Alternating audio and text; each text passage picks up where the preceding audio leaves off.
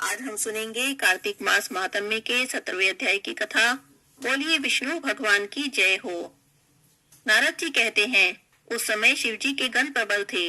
उन्होंने जलंधर के शुंभ निशुंभ और महाअसुर कालनेमी आदि को पराजित कर दिया।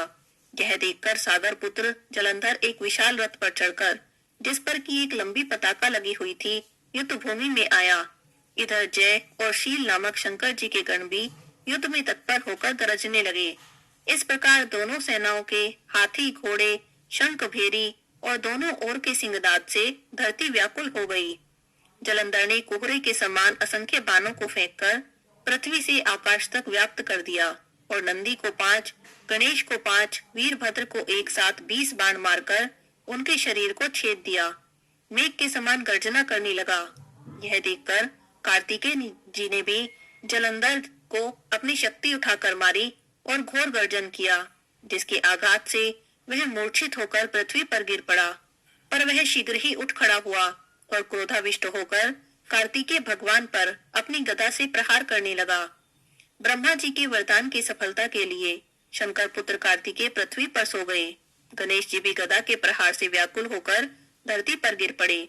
नंदी भी व्याकुल होकर गदा प्रहार से पृथ्वी पर गिर पड़े। फिर दैत्यों ने हाथ में परिध ले शीघ्र ही वीरभद्र को भी पृथ्वी पर गिरा दिया।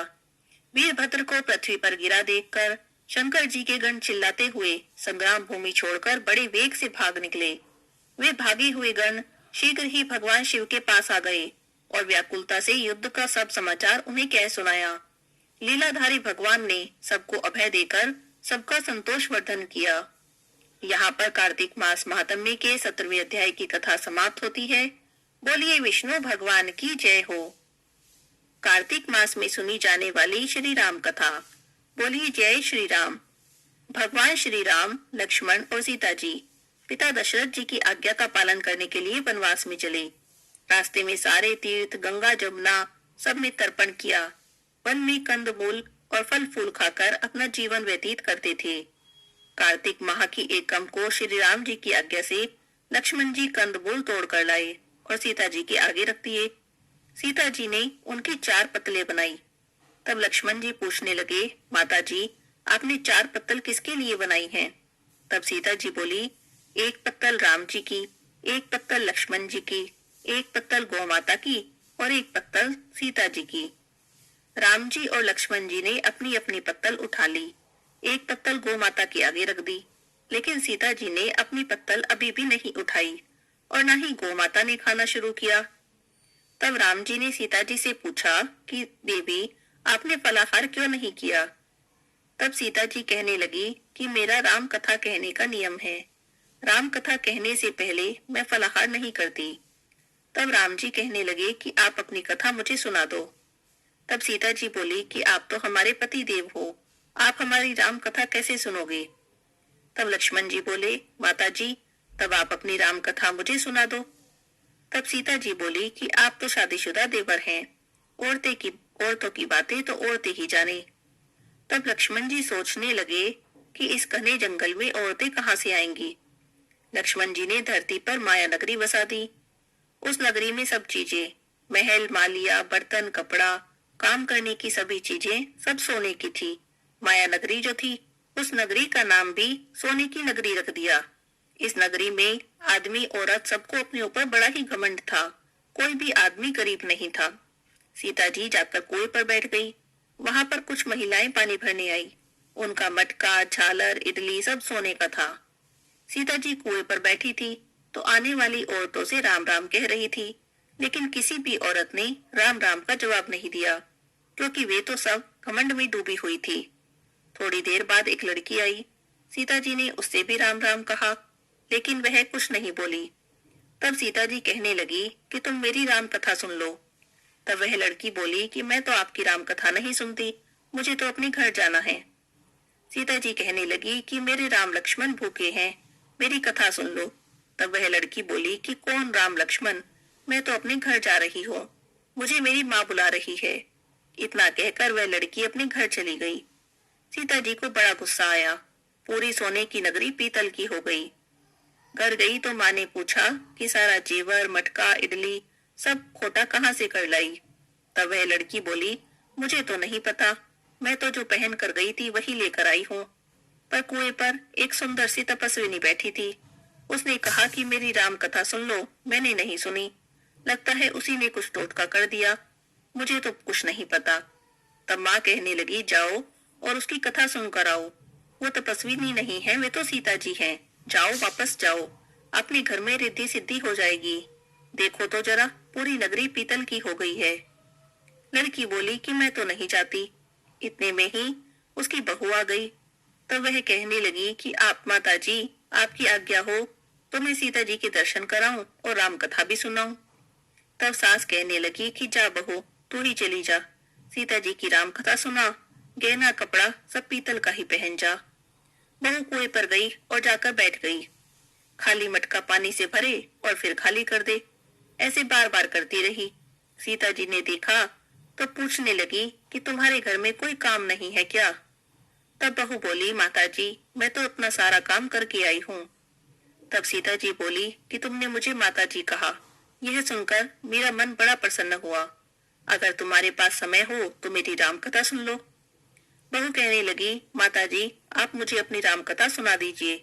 आपकी राम कथा सुनकर ही अपने घर जाऊंगी। अब सीता माता राम कथा कहने लगी। चंदन चौकी मोतियों का हार, राम कथा हमारे गले का हार। राम ध्याऊं, राम मनाऊं, राम कहे तो परदेश जाऊं। सीता माता बोली, तूने मेरी इज्जत रखी, भगवान तेरी इज्जत रखेंगे। मेरी मृत्यु लोक में तूने सहायता की, भगवान तेरी स्वर्ग लोक में सहायता करेंगे। सीता जी ने राम कथा कहनी शुरू कर दी। बहू राम कथा सुनने लगी।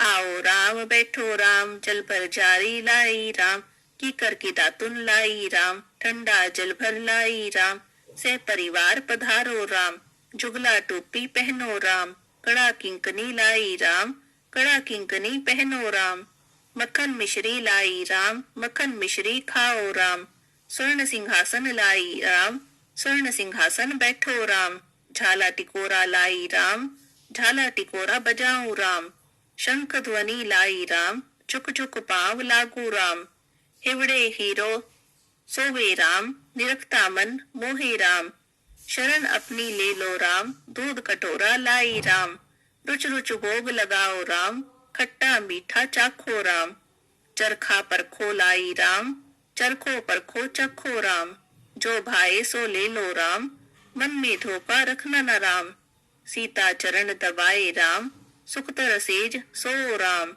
झालर पंखा डोलो राम, हमें राम तुम्हें राम, रोम रोम में बसो श्री राम, खटखट में विराजो राम, मुख में तुलसी बोलो राम, हाली बैठे क्या काम, जब बोलो जब राम ही राम, बोलो पंछी राम ही राम, पूर्ण होए सब काम, मेवा चिरंजी लाई राम। राम कथा पूरी हुई। तब सीता जी कहने लगी, तुमने हमारी राम कथा सुनी, तुमने हमारी सहायता की, तुमने हमारे भूखे राम लक्ष्मण को भोजन करवाया। भगवान तुम्हें सातों स्वर्ग का सुख दे। सीता माता का आशीर्वाद लेकर बहू अपने घर चली गई। सीता जी ने अपने गले का हार उतारकर उस बहू को पहना दिया। बहू कहानी सुनकर घर गई। तब सासू जी कहने लगी, हे बेटी, ये सारे कपड़े, मटके, सिर के झालर और इडली हीरे की कैसे कर लाई? ये सब चीजें तू कहाँ से लाई? राजा जी सुनेंगे तो हमें दंड देंगे। तब बहू कहने लगी, मैं तो सीता जी से उनकी राम कथा सुनकर आ रही हूँ, लगता है उन्हीं की कृपा से ये सब हो गया है। तब सास कहने लगी, ठीक है बेटी, तो अब तुम रोज राम कथा सुन आया करो। अब बहू रोज सीता जी के पास जाती और उनकी राम कथा सुनती। सुनते सुनते पूरा साल निकल गया। बहू कहने लगी, माता जी, अब कहानी का उद्यापन कैसे करना है ये भी बताओ। सीता माता बोली, 7 लड्डू, 1 नारियल ले आओ और उनके 7 भाग करो। 1 भाग मंदिर में चढ़ाना, मंदिर बनाने का फल मिलेगा। 1 भाग तालाब में चढ़ाने से तालाब खुदवाने का फल मिलेगा। 1 भाग भागवत पर चढ़ाने से भागवत सुनने का फल मिलेगा और 1 भाग तुलसी पर चढ़ाने से तुलसी की शादी करने का फल मिलेगा। 1 भाग कुंवारी कन्या को देने से कन्यादान का फल मिलेगा। 1 भाग ब्राह्मण को देने से ब्राह्मण को खाना खिलाने का फल मिलेगा। 1 भाग सूर्य भगवान को चढ़ाने से 33 कोटि देवी देवताओं को भोग लगाने का फल मिलेगा। बहू जल्दी जल्दी घर गई। 7 लड्डू, 1 नारियल लाई उनके साथ बराबर भाग किए। एक भाग मंदिर में, एक तालाब में, एक भागवत में, एक तुलसी में, एक कन्या को, एक ब्राह्मण को, एक सूर्य भगवान को चढ़ाया। सूर्य भगवान से 33 कोटि देवी देवताओं ने भोग लगा लिया। फिर बहू सीता जी के पास गई, बोली माता जी मैंने उद्यापन कर दिया। सीता जी बोली ठीक है बेटी, अब बैठ जा। 7 दिन बाद वैकुंठ धाम से विमान आया। 7 दिन बाद ही वैकुंठ धाम से रिमझिम करता एक विमान आया। बहू बोली सासू जी विमान आया, आप भी चलो। सासू जी बोली ये बहू मैं अकेली कैसे जाऊंगी, अपने ससुर जी को भी ले ले, माँ बाप को भी ले ले, भाई बंधु कुटुंब कबीले सबको ले ले, अड़ोसी पड़ोसी को ले ले। बहू ने सबको विमान में बिठा लिया। विमान फिर भी खाली रहा। इतने में ननद आई और बोली भाभी जी मुझे भी विमान में बिठा लो। तब माता जी ने देखा कि विमान में तो जगह ही नहीं है। बहू सीता जी से कहने लगी माता जी हमारी नंद रानी को भी बिठा लो।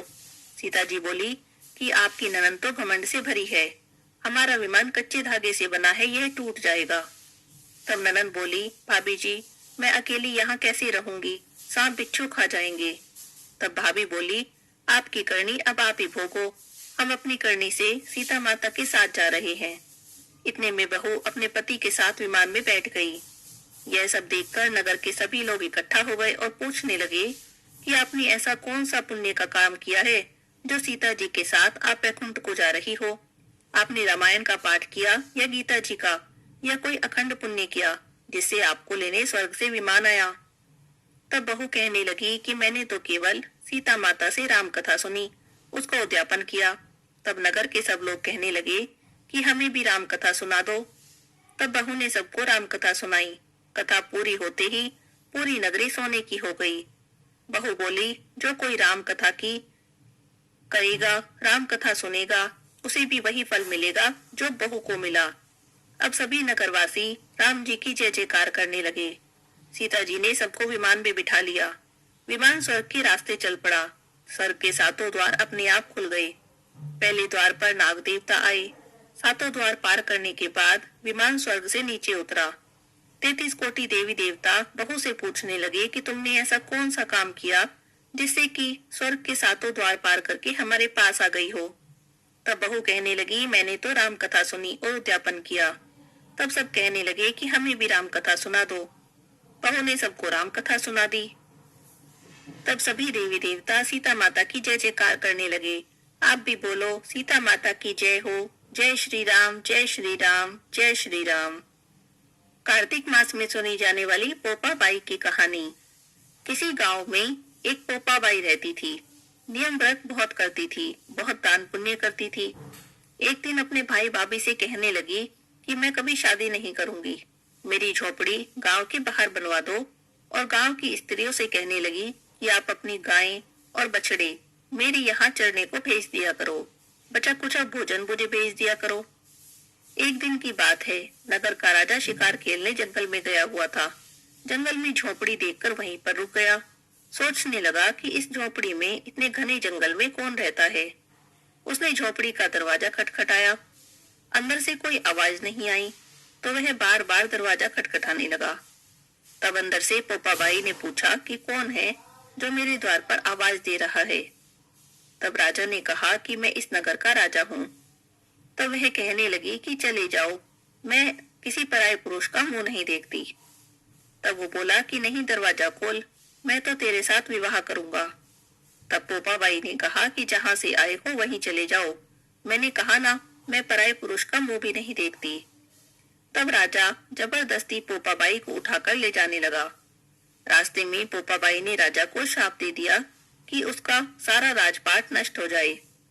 जब वह अपने नगर में पहुंचा तब उसने देखा कि उसका सारा राज्य नष्ट हुआ पड़ा है। तो रानियां कहने लगी कि इसको आप जहां से लाए हो वहीं वापस छोड़ आओ। जब राजा पोपा बाई को छोड़ने जाने लगा तब रास्ते में पाप की नदी आई। राजा उस पाप की नदी में डूब गया। पोपा बाई धर्मराज जी के पास पहुंची तो धर्मराज जी ने पोपा बाई को स्वर्ग का राज दे दिया। एक बार एक सेठ सेठानी मृत्युलोक से स्वर्गलोक में गए। प्रवेश करने के लिए स्वर्ग का द्वार बंद देखकर उन्होंने धर्मराज जी से द्वार खोलने की प्रार्थना की। तब धर्मराज जी कहने लगे कि मैं इस द्वार को नहीं खोल सकता हूँ। इस द्वार पर तो पोप्पाबाई का राज है। तब सेठ सेठानी ने कहा कि हम तो पोप्पाबाई को नहीं जानते। धर्मराज जी कहने लगे कि 7 दिन तक मृत्युलोक में वापस जाओ। वहां जाकर 8 कोपरे में राई भरकर 5 कपड़े ऊपर रखकर कहानी सुनो और उद्यापन करो और कहो कि राज है पोप्पाबाई का, लेखा लेगी राई राई का। इस तरह कहानी कहकर उद्यापन करके तभी आपको स्वर्ग के द्वार खुले मिलेंगे। बोलिए पोप्पाबाई की जय हो। धर्मराज जी की कहानी। एक बुढ़िया माई थी, बहुत व्रत पूजा करती थी, व्रत नियम रखती थी। बुढ़िया माई की मृत्यु हुई तो भगवान के घर से यमदूत लेने आए। बुढ़िया माई यमदूतों के साथ चली गई। थोड़ी दूर चली तो आगे गहरी नदी बह रही थी। बुढ़िया माई उस नदी में डूबने लगी। तब दूतों ने पूछा, माई गाय दान की है क्या? तब बुढ़िया माई ने मन में गाय का ध्यान किया तो गाय माता वहां पर उपस्थित हो गई। गाय की पूंछ पकड़कर बुढ़िया माई नदी पार हो गई। थोड़ी दूर आगे चली तो काले कुत्ते खाने को दौड़े। तब दूतों ने पूछा, माई कुत्ते को रोटी दी है क्या? तब बुढ़िया माई ने कुत्ते का ध्यान किया तो कुत्ते वहां से चले गए। थोड़ी दूर आगे चली तो काले कौवे बुढ़िया माई को चोंच मारने लगे। तब दूत बोले कि ब्राह्मण की बेटी को सिर में तेल लगाने को दिया है कि नहीं? बुढ़िया माई ने ब्राह्मण की बेटी को याद किया। तब कौवों ने चोंच मारना छोड़ दिया। आगे चली तो पैरों में कांटे चुभने लगे। तब दूतों ने कहा, हे माई तूने कभी चप्पल दान की है क्या? जब बुढ़िया माई ने अपना दान याद किया तो उसके पैरों में चप्पल आ गई। थोड़ी दूर आगे चली तो चित्रगुप्त जी ने दूतों से कहा कि तुम किसे ले आए हो? तब वे बोले कि बुढ़िया माई ने दान पुण्य तो बहुत किया पर धर्मराज जी का कुछ भी नहीं किया, इसलिए आगे के द्वार बंद हैं। तब बुढ़िया माई कहने लगी कि अब क्या करूं? मुझे 7 दिनों के लिए वापस धरती पर भेज दो। 7 दिन तक धर्मराज जी की कहानी सुनूंगी और उद्यापन करने के बाद वापस आ जाऊंगी। तब चित्रगुप्त जी ने बुढ़िया माई को वापस धरती पर भेज दिया। पूरे गांव में खबर फैल गई कि बुढ़िया माई तो भूतनी का रूप धारण करके आई है। जब वह अपने घर पहुंची तो बेटे बहू ने भूतनी समझकर घर के दरवाजे बंद कर लिए।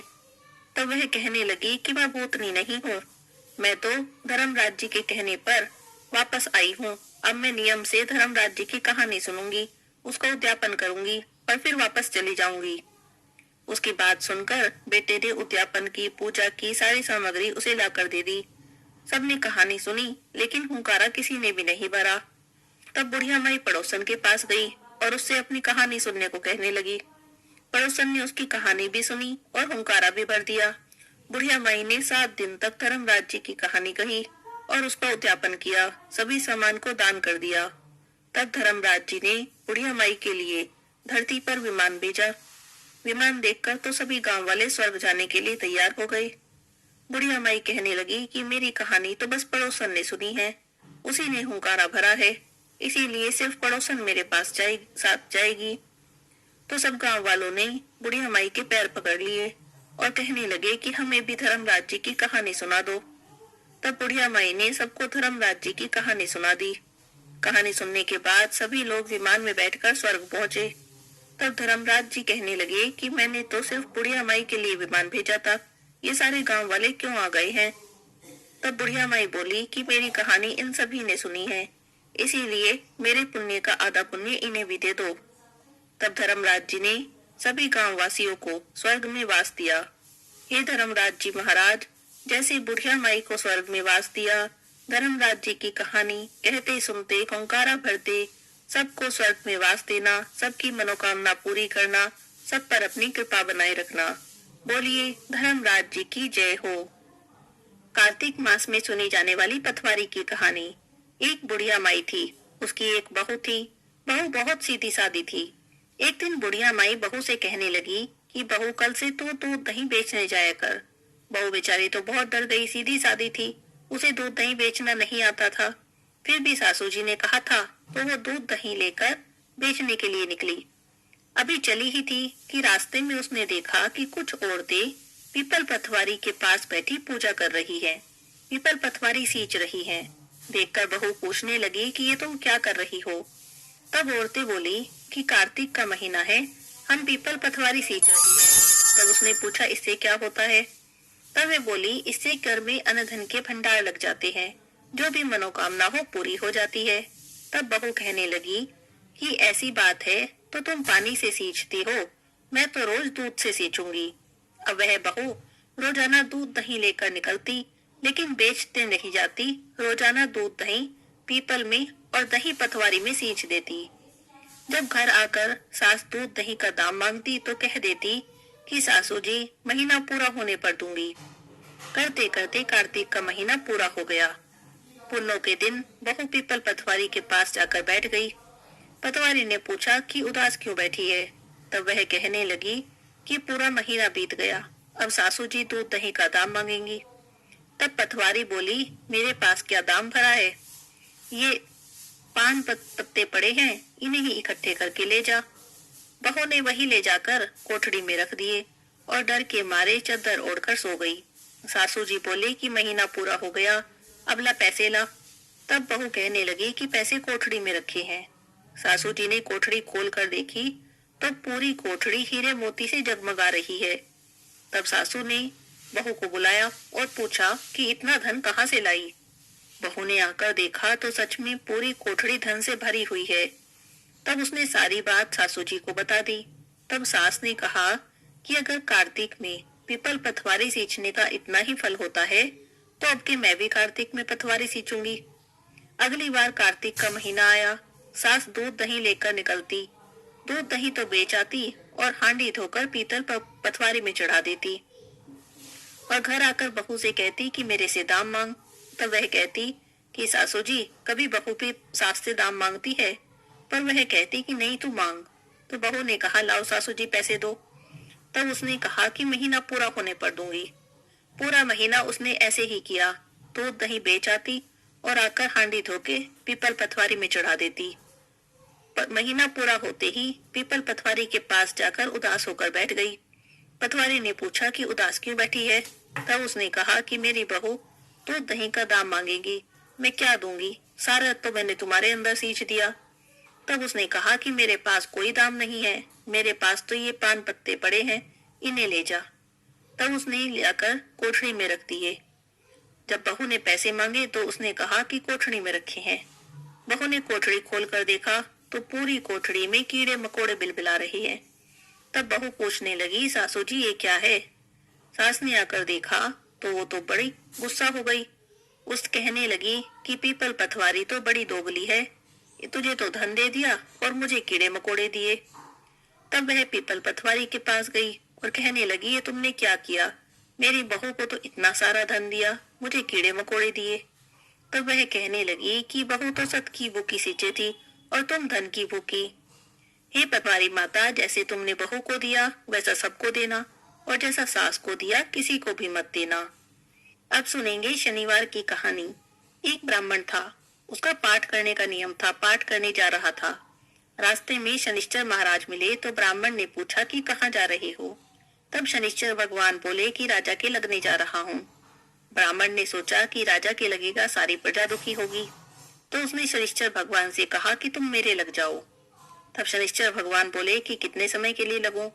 तो ब्राह्मण कहने लगा कि 7 साल की ना ओटी जाए, 5 साल की ना ओटी जाए, 2.5 साल की ना ओटी जाए, 1.25 साल की ना ओटी जाए। तो उसने 1.25 पहर की ओट ली और नदी के किनारे जाकर बैठ गया। सोचने लगा कि 1.25 पहर तो पूजा करने में ही बीत जाएगा। आसन बिछाकर पाठ करने लगा। ओम नमो भगवते वासुदेवाय नमः 5 बार कह के माला फेरने लगा। नदी में 2 मतीरे बहे जा रहे थे, उसने निकालकर अपने पास रख लिए। 7.5 के फेर से राजा के लड़कों के सिर बन गए। एक आदमी ने देखा कि राजा के लड़के के सिर काट के रखे हैं, तो उसने ब्राह्मण से पूछा। तो ब्राह्मण कहने लगा कि किसी से कहना मत, मुझे दशा लग रही है, उसी कारण ये माया फैली है। उसने 1 से कहा, 2 से कहा, सारी नगरी में फैल गई। राजा ने आदेश दिया कि ब्राह्मण को सूली पर चढ़ा दो। सोने की घड़वाई वो टूट गई, चांदी की घड़वाई वो भी टूट गई, तांबे की घड़वाई वो भी टूट गई और लोहे की घड़वाई वो भी टूट गई। जो भी घड़वाते वो ही टूट जाती। इतनी देर में उसका 1.25 पहर पूरा हो गया। राजा के लड़के खेलते खेलते आ गए। रानी ने देखा तो राजा से बोली कि महाराज, ब्राह्मण तो सूली पे चढ़ा दिया होगा, हमें तो पाप लग गया, अब हमारा पाप कैसे उतरेगा। तब राजा ने जाकर देखा, देखा तो ब्राह्मण पाठ कर रहा है। अब ब्राह्मण कौन सा ज्ञान विज्ञान जाने था, वो कहने लगा कि ये सब मैंने नहीं किया, मैं तो पाठ करने जा रहा था। रास्ते में शनिश्चर महाराज मिले तो मैंने पूछा कहाँ जा रहे हो। तब उन्होंने कहा कि राजा के लगने जा रहा हूँ। मैंने सोचा राजा के लगेंगे, सारी प्रजा दुखी होगी, मैंने अपने लगा लिए। तब शनिश्चर भगवान बोले कि 7 साल की ना ओटी जाए, 5 साल की ना ओटी जाए, 2.5 साल की ना ओटी जाए, 1.25 साल की ना ओटी जाए। तो मैंने 1.25 पहर की ओट ली। 1.25 पहर में ऐसे रंग दिखाए तो इनकी दशा कैसे उतरेगी। सोने चांदी का दान, तांबे लोहे का दान, पीतल का दान राजा तो कर लेगा, गरीब कैसे करेगा। तब ब्राह्मण कहने लगा कि गरीब तेल की पाली, गुड़ की डली डकोत को दे दे, 7 बार पीपल में जल चढ़ा दे और कह दे कि शनिदेव मोटा कभी न आवे टोटा, शनिवार की घड़ी घड़ी ले 70 बला डले, ऐसा 7 बार कह दे, 7 बार जल चढ़ा दे तो सारी बला टल जाए। बोलो शनिश्चर भगवान की जय हो। तुलसी माता की आरती। तुलसी महारानी नमो नमो, तुलसी महारानी नमो नमो, हरि की पटरानी नमो नमो, तुलसी महारानी नमो नमो। धन तुलसी पूर्ण तप कीनो, शालिग्राम बनी पटरानी नमो नमो, तुलसी महारानी नमो नमो। जहाँ के पत्र मंजरी कोमल, श्रीपति कमल चरण लपटानी नमो नमो, तुलसी महारानी नमो नमो, तुलसी महारानी नमो नमो, हरि की पटरानी नमो नमो। कौन से महीने में बोई रानी तुलसा, कौन से महीने में हुई हरियाली नमो नमो, तुलसी महारानी नमो नमो।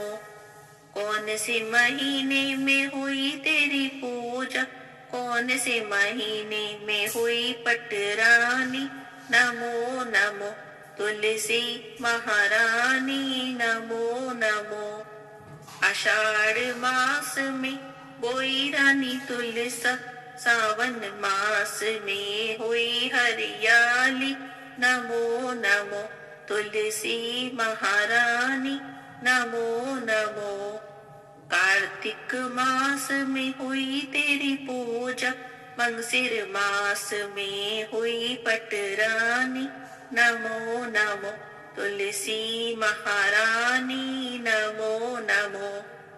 धूप दीप नैवेद्य आरती, पुष्पन की वर्षा बरसानी नमो नमो, तुलसी महारानी नमो नमो।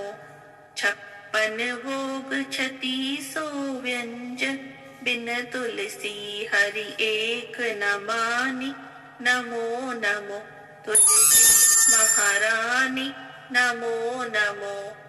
जो कोई तुलसा जी को सवेरे गाए, श्री कृष्ण के दर्शन पाए नमो नमो, तुलसी महारानी नमो नमो। जो कोई तुलसी जी को दोपहर को गाए, खीर खांड के भोग लगाए नमो नमो, तुलसी महारानी नमो नमो। जो कोई तुलसी माँ को शाम को गाए, श्री कृष्ण जी की आरती उतारे नमो नमो, तुलसी महारानी नमो नमो। जो कोई तुलसी जी को रात में गाए, श्री कृष्ण जी के चरण दबाए नमो नमो, तुलसी महारानी नमो नमो। सभी सखी मैया तेरो यश गावे, भक्ति दान दीजो महारानी नमो नमो, तुलसी महारानी नमो नमो।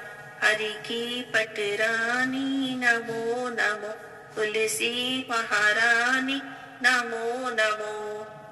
बोलिए तुलसी माता की जय हो, विष्णु भगवान की जय हो, लक्ष्मी माता की जय हो।